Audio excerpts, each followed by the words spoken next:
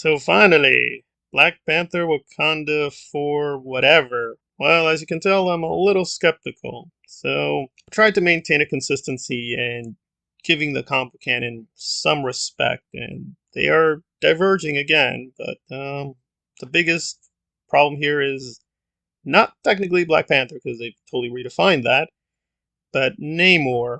And Namor looks fine, but again, they're going to be fighting one another over what? But let's start off positive. It looks good in a lot of places, especially the whale. The whale looked impressive. Some of the sets look real. The first Black Panther suffered a lot because the CGI was pretty crazy and not necessary, but they maxed out on the CGI in that one. It's good they've calmed down. And Ryan is a very talented director. He does have an auteur vision, and the issue I had with the first Black Panther, they're embracing more because that was pretty fascistic. And I just did a video where I calmed people down on overusing the F word, but here they go full bore fascism. But now it's female fascism because appears all the women have all the power. Okay, so be it. But again, we just still don't know a lot about the world building of this society and culture. And what we do know raises the most obvious, awesome question, which is if you can revive the Black Panther, how could he possibly be dead? We have the reality that the lead actor is dead, but in the universe, you've literally explained that the Black Panther, he can be brought back. You can literally do that. So that's going to be a massive hurdle. So there you are. So right from the get-go, this does not make any sense at all. Why is it going to be passed on to anyone else? Because you can bring back the Black Panther. So now the Black Panther will clearly be a woman, and they're taking on Namor because where is this even in the timeline? I mean, they should be able to contact Strange, contact other people to sort this out. I mean, Strange should be able to immobilize both of them and say, hey, let's talk this out. So it just feels what it is. It's just a big marketing gimmick to set up the new female Iron Man or Iron Woman, Iron Heart, or whatever. And the suit appears as overpowered as ever, so is there even going to be a fight with Namor? Because it seems like the suit is so powerful, it can do whatever it pleases. So what's the challenge? They just made Black Panther so overpowered. What are they going to do? Are they going to overpower Namor even more? It just feels all really silly, insubstantive. And it's sad that it has a tragic backdrop. Just judging the quality, looks good in certain places. They definitely at least are slowing down the camera so we can enjoy the atmosphere. That's good. And I guess in principle it'll be this culture clash, but we have to ask questions. How did Shield or so many other people not know about Namor? Was he just hidden this whole time, just hiding away?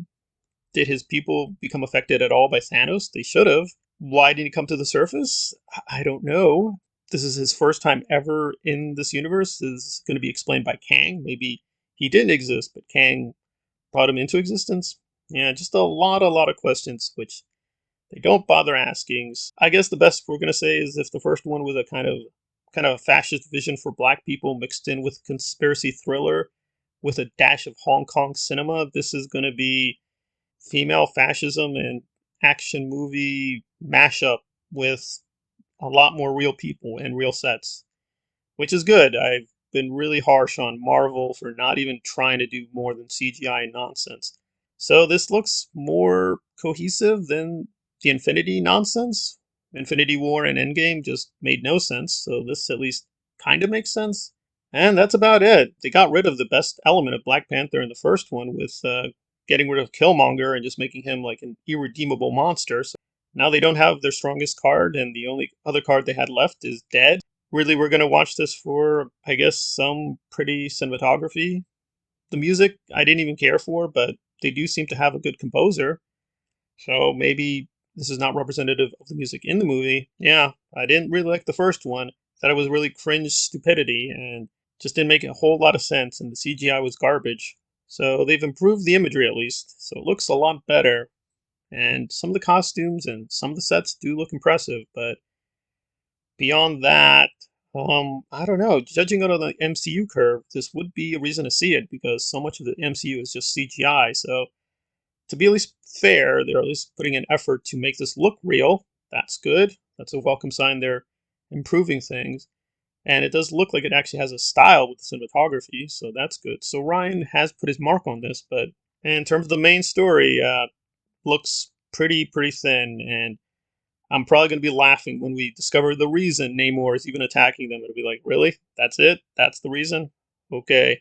Well, there we are. So, Wakanda forever. I hope they do well enough in the box office. Ryan gets some good residual checks. But other than that, I want to just forget this whole ridiculous fascist nightmare for the politically correct piece of garbage that it is. I guess artistically, it's not better or worse than the other Marvel stuff. It's really right in the middle in kind of Iron Man 3 territory. So if Iron Man 3 is your thing, here we have a yet another really overprivileged.